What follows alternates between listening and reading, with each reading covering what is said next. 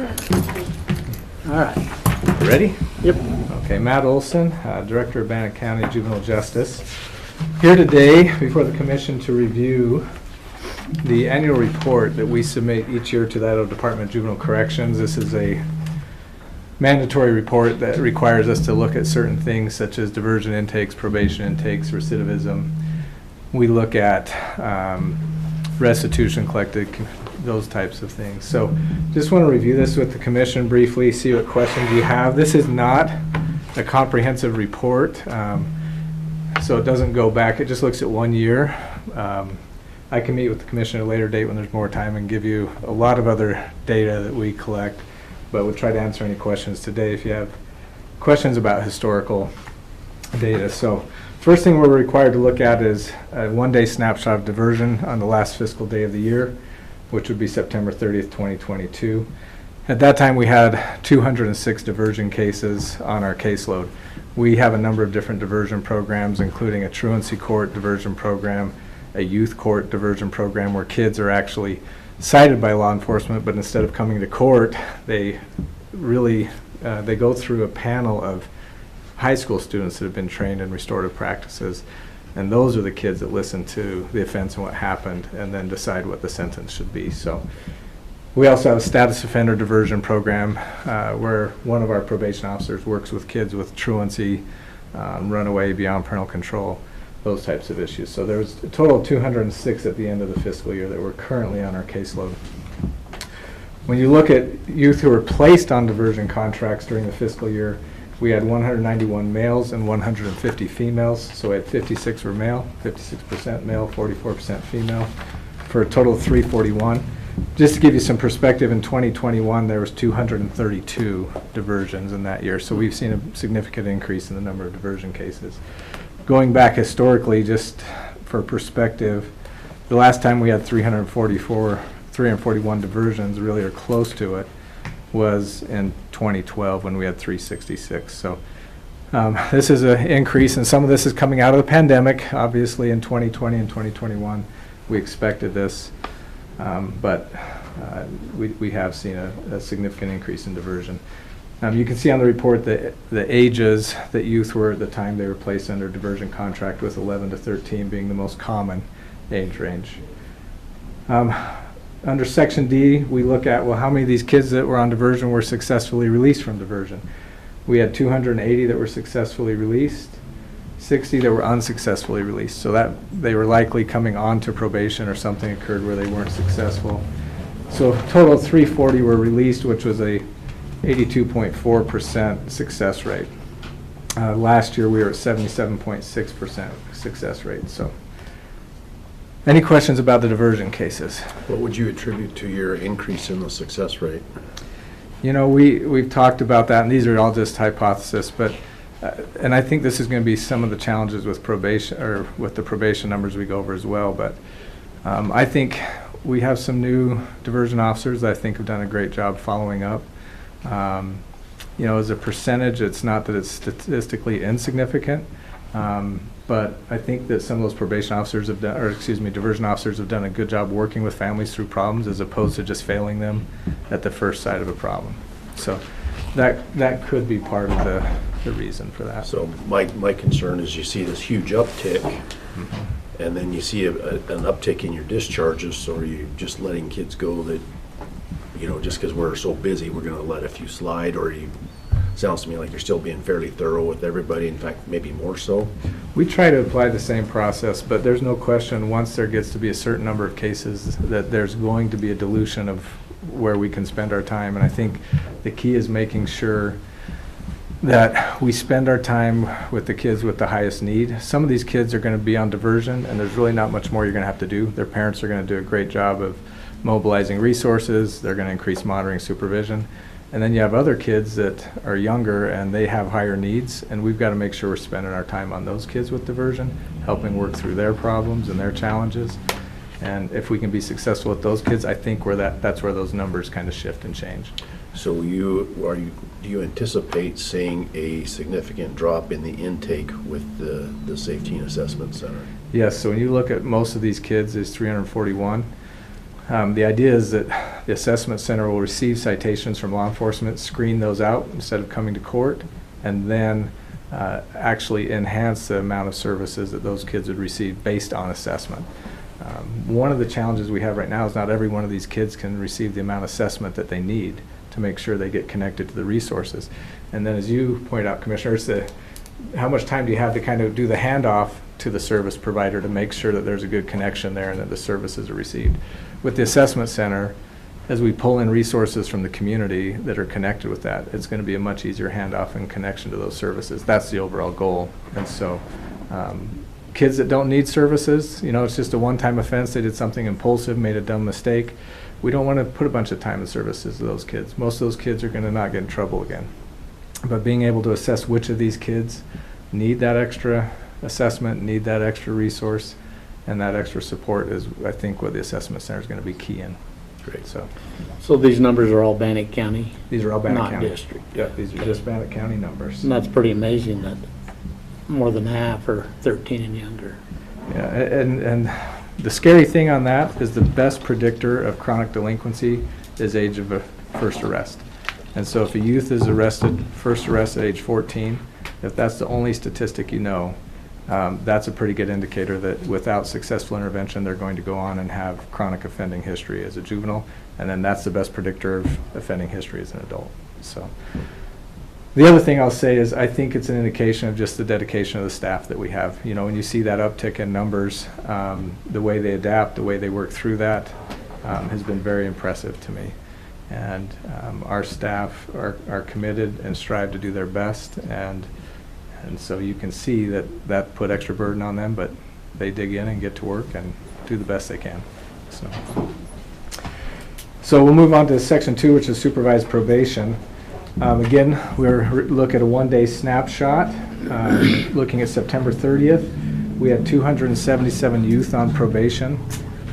Obviously, these kids are receiving more services, more intensive services, but there's a total of 277, and then you can look at the breakdown based on race and ethnicity. I talked to Commissioner Huff about this a little bit, but one of the areas what we need to focus on is right now on that one-day snapshot, 13% of those youth were Native American youth, and they make up about 5.6% of our overall population of 0 to 17. So really looking at evaluating why is that the case, that we have this overrepresentation, is something that we'll be working on and really trying to connect with the tribe with to see what we can do to address that. It's going to be a big analysis because we need to look at, well, who's being cited and what were the opportunities for diversion when they're being cited. The Safety and Assessment Center will help with that as we've started to establish connections with the tribe already for services that we can refer kids to as part of a diversion from court through that Safety and Assessment Center. So does the tribe deliver to here with their youth? These would be youth that were cited in Bannock County, so they're on probation here in Bannock County, but they do have their juvenile detention center out there, but that would only be for offenses committed on the reservation. Okay. If they commit the offense in Bannock County, they end up in our detention center here if they go to detention, or our court here if they're referred to court. Okay. So, the next page, section C, 121 of those placed on probation were male, 74 female, so we were 62% male, 38% female.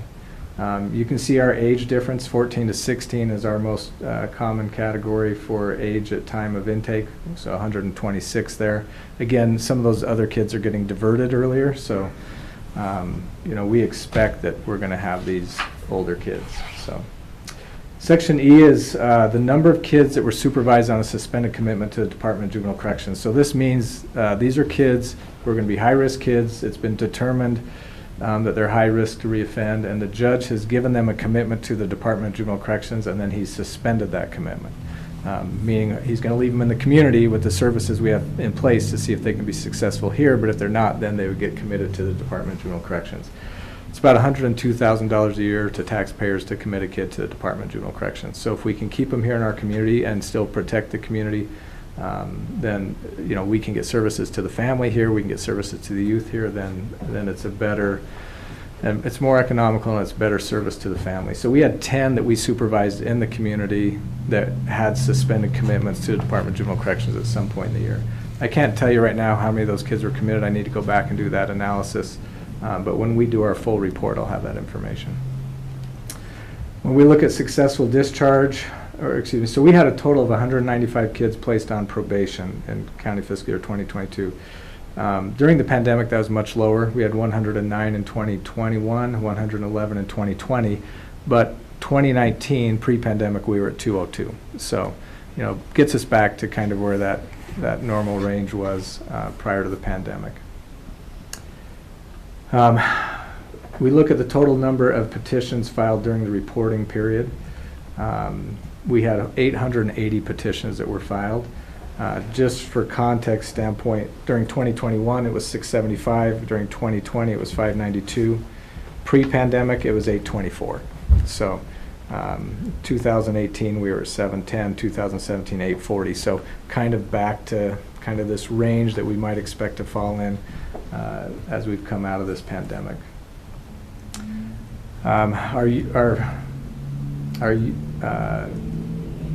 Probation officers filed 162 probation violations during the year, which is that section B under 3, and we filed 17 contempt violations against parents. That's section C. So those are parents that, for whatever reason, are either contributing to the delinquency of the minor, or they're not following the rules, or they're not reporting violations.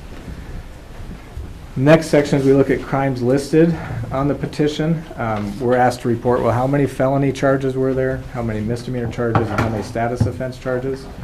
There were 98 felony charges listed on petitions in 2022, 571 misdemeanor charges listed on petitions, and then 199 status offenses. Those would be things like truancy, beyond parental control, runaway, things like that. Separately from that, we count tobacco, which there was 150 tobacco offenses in county fiscal year 2022 that were referred to court, and 57 alcohol. Again, just for us, right now the tobacco offenses are obviously significantly increased as kids are coming back into school, and that's where many of these kids are caught with vapes and those types of things. So That's what my question was. Vape is considered tobacco. yes, Okay. yeah, and that's really where we're seeing a lot of the referrals. The majority of our kids aren't really smoking cigarettes anymore; they're vaping. So. Yeah. We then look at recidivism, and we have to go back 2 years to say, okay, what percentage of your kids that were released from probation 2 years ago recidivated with a new misdemeanor or felony level offense within 2 years? So our recidivism cohort is 168. We had 168 kids that were released in 2020. And so when we do the analysis on those kids, 5.95, so about 6% recidivated within 6 months after getting on probation. 23, so 13.7, and that rolls over those other kids that were at 5 point in the 6 month. So 23, a total of 13.7 recidivated at 12 months, and then 36, which would be 21.4%, recidivated at 24 months. So about almost 8 out of 10 kids do not recidivate within 2 years after getting off probation. And this is about a 5% increase, this 21.4% for us. Over the last year or two, we need to take a deeper dive just because we want to understand recidivism. It could be because during the pandemic we weren't able to supervise kids as well because we couldn't go into their homes, they weren't coming into our offices. It could be because kids weren't receiving services to the level they used to receive services because there was a significant interruption in services, and then when those were reinstated, they were all online, which has not been as effective for youth as it would be maybe in some cases with adults. So we'll take a closer look at that just to make sure that we're looking at every reason why kids are recidivating potentially. We also look at the percentage of kids, and this is kids who reoffended while on probation. So we had 50 kids out of that 168, so 30% reoffended while on probation.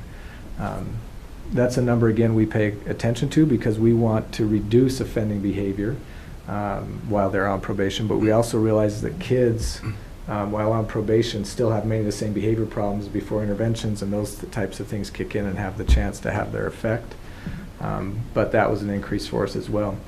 Part of this could be the way the data is collected. We've had to go in and collect this by hand. We no longer have access to I-courts. We brought this up to commissioners before, so now I'm doing this recidivism with one of the clerks. She has access to statewide information, whereas we had access to Bannock County information. So in this report, we included any youth who reoffended, even if it was outside of Bannock County. which before we wouldn't have had access to, but doing this with the clerk, we had access to. So, so that may have been some difference in this, but we're checking with the Department of Juvenile Corrections and running those names to see if the IJOS report would pull those kids out or not. Any questions about probation and offenses and petitions and things like that? Good. Okay. Next, section 5 is restitution. $28,443.99 was paid in restitution by youth, and this is money paid to victims. We look at the percentage. One of the statistics I keep as well, if every kid made their payment each month and they paid their amount on their contract, how much should we have collected in 2022? And I think it was just over $14,000, $14,187. So that tells me if we were behind, in some cases we were catching up, and in other cases, which I'm very familiar with, we were paying ahead. So victims got paid off at a quicker rate in some cases than what their contract would have expected them to be paid off at. So there was in 2022 $18,081 ordered in restitution, just to kind of let you know how much was ordered. So, and we had about, I think it was 75% of our cases that owed restitution made their monthly payments. So our goal is to always get to 100. Our goal is to make sure victims are made whole. So even though statistically that's a decent number, we're always striving for better. So, all right, and then community service, we had 307 youth perform community service during the year, and they completed a total of 5,559 hours. Those are usually at nonprofit type places. One of the things Judge Murray started doing, and we're seeing this with Judge Call, is carrying over as well, is they are allowing youth to do extra study time and count that towards community service. So we are going to see community service numbers go down as kids have the opportunity to count extra study time. And a lot of that's because our kids are struggling academically. And the second is it's harder and harder to find places for them to be able to do community service. So it's kind of been one of those adjustments that we hope have some academic benefit. So.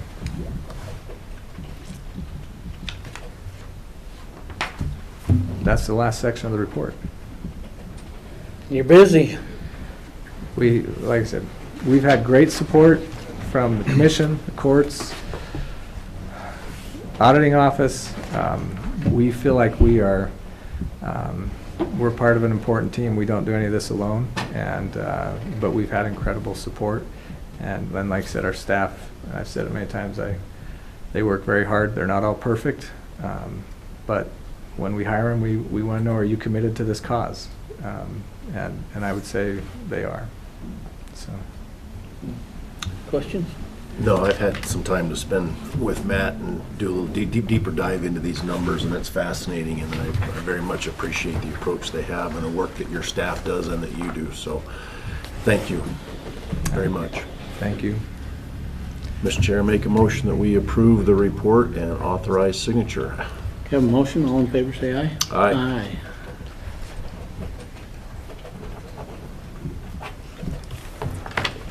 Thank you very much. Thank you. So can I grab that signed one from you? I've got to have the judge sign it, and then I'll get a copy back to Christie. So. Oh, you have to ask Christie.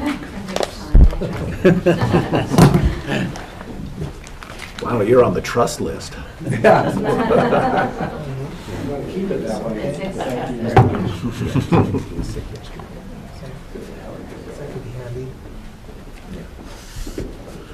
All right, Adam. Good morning. Adam McKinney, this morning as Emergency Communications Director. Today I am seeking a signature on a renewal for our BLM lease for our Chinese Peak radio site. This only comes up once every 10 years, and last time around was signed by the sheriff, so we wanted to make sure that it came before the commission this time. They have actually extended the terms of this lease. Is now a 20-year lease through the BLM. We can terminate early with a written notice, but I don't anticipate us terminating early, as this is our primary #1 radio site. Yeah, they're not leasing our property, right? No, this is us leasing Us leasing 100, them, so that yes, would- 100 by 100 foot parcel on the top of Chinese Peak for our If they radio were leasing tower site. county property, that's where the. Yeah, and one thing I did note, there's only one copy in the packet. They did ask for 2 signed copies. They'd like an original signature. So if possible, if we could get 2 of these signed, I'm going to deliver them in hand, and then I'll bring back the executed document from them so that we can have wet ink on both sides, so. You get us a second copy, we'll sign the second copy. Okay, yeah, no problem. I will, absolutely. Do I need to bring it back to another meeting, or can I just No, get a second no, copy? no, Okay, no. perfect. Thank you. I appreciate that. Okay, Mr. Chair, I make a motion that we authorize signature on the contract and the second one when brought. Yes, absolutely. And the upside to this is 2042. It's a nice round date out there in the future, 1 month after retirement. So. Setting us up for the future, guys. Way to be a long-range planner, Adam. Appreciate that. All right, we have motion, all in favor, say aye. Aye. Aye. Thank you very much. Thank you very much. Because by then there'll be some. All right, Shanda.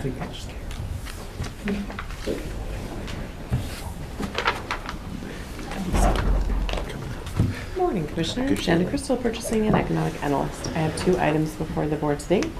The first is an update on the safety and assessment project. More so asking if we have heard anything. I think we can talk about this not in an executive session. The seller, we had submitted our first offer, and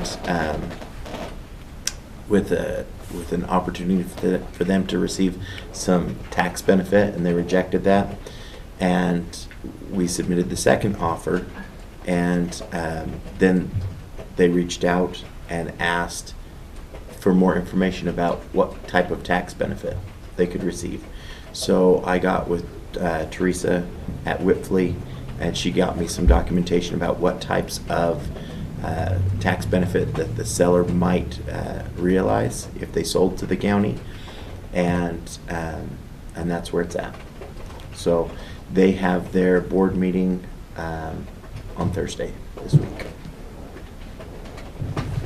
Okay, thank you. And the second item I have before the board is a request for signature on a notice to publish the request for proposal for the detention center re-roof project. Very good. Mr. Chair, make a motion that we approve the RFP proposal, notice of RFP for the detention center. We have a motion, all in favor, say aye. Aye. Aye. Thank you.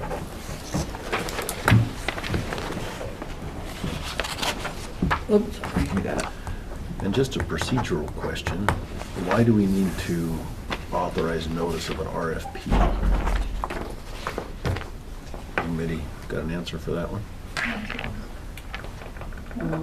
It's the publication notice that goes in the newspaper. Right, but why do we need to bring it here and sign all that? It's not committing us to anything, it's not. It's really just like an approval, like you've reviewed it. That's what the county's looking for, and all everything's up to par on what you guys want to see in it. Because we can't do it up in our offices. And That's if why. somebody contacts you for, oh, hey, I saw this RFP, you're aware of it because you signed it. Yeah. So, Okay, just asking. Just one of those procedure things that, Yeah. okay. Christie? It does have to be published, so. Right. It's your notice. Christy Davenport, Management Assistant. Today I am bringing before you the 2022 anniversary recognition.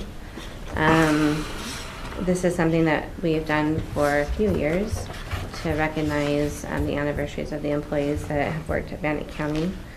There are 2 things Commissioner Moser brought to my attention. One was an elected official who is currently at 30 years of service. And the other is a 40 years of service that we haven't ever gone that far, so we haven't really set an amount in the past. So just wanted to present that before you. And I have no problem with the sheriff, but he's not an employee anymore. I mean, honestly, that's all. You know, Love you, thanks. That's, just, you've chosen a different path, and as soon as you choose that different path, it's changed. Yeah. I mean, different role. And then I just felt like that it didn't matter if you're 30 years or 40 years, if we do the $100 from then on, That works. was kind of my feelings on that. Yeah, I'd agree. Do you want me to remove the sheriff and have this? Can you just line through that? I Problem solved. It's not as pretty, but that's okay. Mr. Chair, I make a motion. I think Christie wants to remove that for the copy you I just signed. think it- You can remove the sheriff and we can Okay. sign, and Mr. Chair, I make a motion that we approve and authorize signature on the clean copy. we have a motion. All in favor, say aye. Aye. Aye. Thank you. Thank you. And with that being said,